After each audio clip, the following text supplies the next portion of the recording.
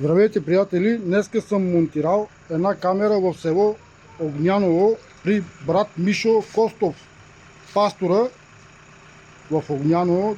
Това е църквата. Сега ще я видите отвътре. Това е Божи дом.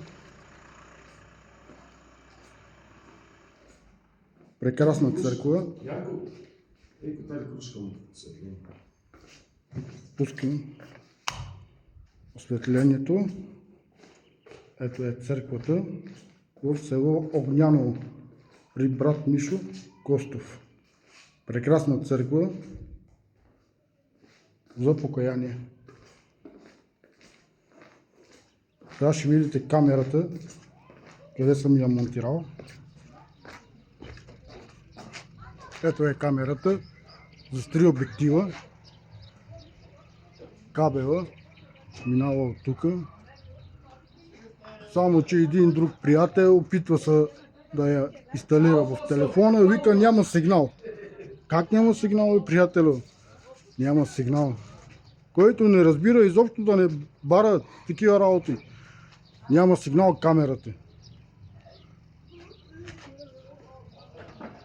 Брат Мишо, може ли само телефончето?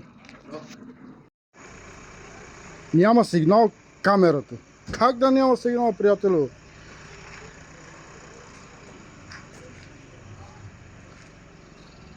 Няма сигнал камерата. Почна да се движи камерата. Няма сигнал камерата.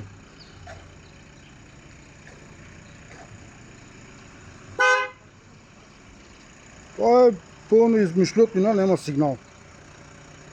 Който иска да се свърже с мен за монтиране на кабели, ще остава пак телефонния номер. Може да се свържите с мен по Viber и по телефонния номер също. И се разбираме за цените. На мен мога да се обадят, аз ще ги служа. Точно. Имат нужда. Ако имат нужда, брат Мишо ще се обади. Ако има нещо в село Огняново, някой клиент. Клиенти. Да. Това е от мен.